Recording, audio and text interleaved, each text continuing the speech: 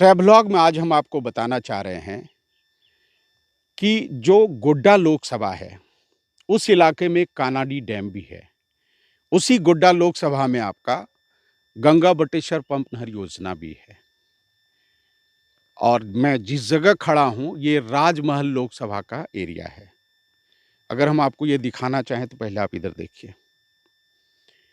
ये वही डैम है जिसको बनाने के लिए इस इलाके के किसानों ने, लगभग 1 लाख किसानों ने चंदा किया था और वो चंदा का रकम 20 से 25 लाख की राशि थी। लेकिन इसको अगर हम उस कड़ी से जोड़ेंगे जो गुजरात का अमूल प्रोडक्ट आज के तारीख में इलाके में हर जगह है, गुजरात मिल्क कोऑपरेटिव सोसाइटी, एक फिल्म बनी थी मंथन। उस फिल्म को बनाने के लिए भी लगभग 5 लाख किसानों ने चंदा दिया था। मंथन फिल्म को आप देखेंगे तो समझ में आ जाएगा कि बदहाली से उबरने के लिए तब का जो प्रयास था गिरीश कर्नाड का, स्मिता पाटिल का, उसने इलाके का तकदीर बदल दिया है। यानी कुल मिला के गुजरात की बात है, लेकिन मैं बात कर रहा हूँ बिहार का और झारखंड का। राजमहल लोकसभा, गोड्डा लोकसभा और भागलपुर लोकसभा, इस इलाके के किसानों की भी बदहाली खुशहाली में बदल सकती है। इस इलाके की किसान भी पलायन के दर्द से छुट्टी पा सकते हैं, मुक्ति पा सकते हैं, लेकिन अभी तक नहीं हो पाया। जो बटेश्वर पंप नहर योजना है 1976 में वो इस्टेब्लिश होता है और मंथन फिल्म भी 1976 में ही बनता है। 48 साल उम्र हुआ।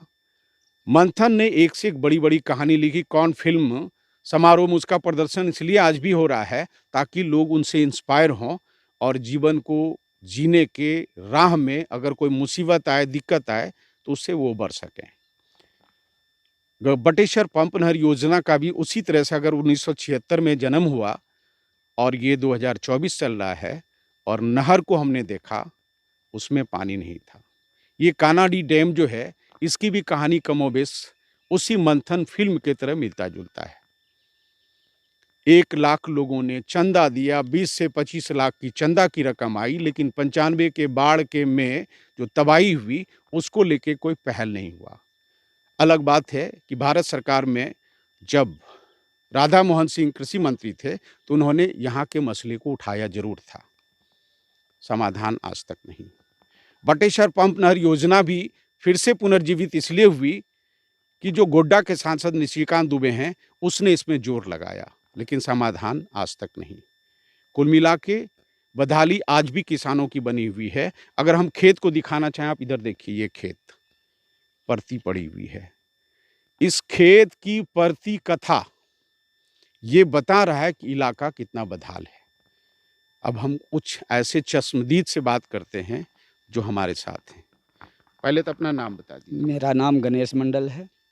घर कहाँ हो गया? घर मेरा तेतरिया है, जो बोरियो विधानसभा में पड़ते हैं और राजमहल लोकसभा पड़ता है। और कुछ एरिया आपका? और कुछ एरिया महागमा विधानसभा, गंगटी प्रखंड हुआ, मेहरमा प्रखंड हुआ, गोड्डा लोकसभा का। जहाँ खड़े हैं वो कौन सा? ये राजमहल लोकसभा है। ये जगह का नाम क्या है? ये कानाडी है। कानाडी डैम। इसको बनाने की क्या कहानी? कितने लोगों से आपने चंदा लिया था?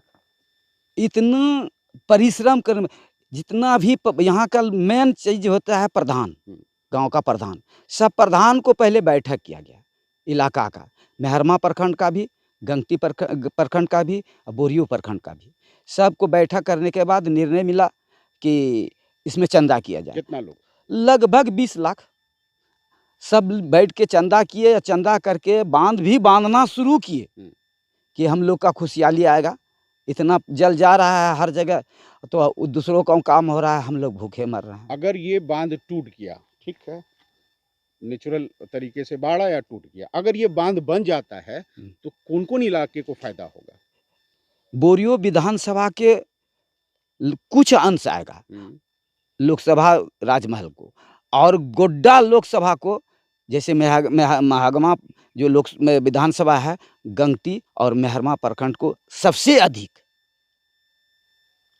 सिंचाई होगा। लेकिन अभी तक हुआ नहीं। नहीं हुआ। कौन एक साल में आप लोग बांध बांधे थे? ये 95 ऐसे कुछ है, समय को तो मालूम नहीं है। यानी 30 साल बीत गया उस बांध को टूटे हुए। प्रश्नकाल के दौरान संसद में सवाल भी उठा, हुआ गया कुछ नहीं। इलाके की कहानी यही है, लेकिन हम अगर कह रहे हैं कि इसी इलाके के ज़मीन के नीचे कोयला है, इसी इलाके में सिल्क का बेहतर प्रोडक्शन हो रहा है। अगर इसी इलाके में सिंचाई का साधन होते हुए खेत अगर वीरान है, पड़ती है, तो ये अपने आप में एक संभावनाओं से भरा हुआ चीज़ है। अगर पानी आ जाता है तो इलाका खुशहाल हो जाएगा। ये अपने आप में बड़ा सवाल है। लेकिन कुल मिला के अगर संसदीय क्षेत्र के जनप्रतिनिधि प्रयास करते हैं, लेकिन देर होता है, लेट लतीफ़ होता है, तो इसका सीधा-सीधा असर जनता पे होता है। ये खुशहाली की बात भी हो सकती है तब जब इलाके की जनता का एक माँग हो अपने प्रतिनिधि से कि आप मेरा ये काम कर दीजिए, मैं आपको ठोक के वोट दूँगा। सहारा समय के लिए गोड्डा लोकसभा से अनुज कुमार शिवलोचन।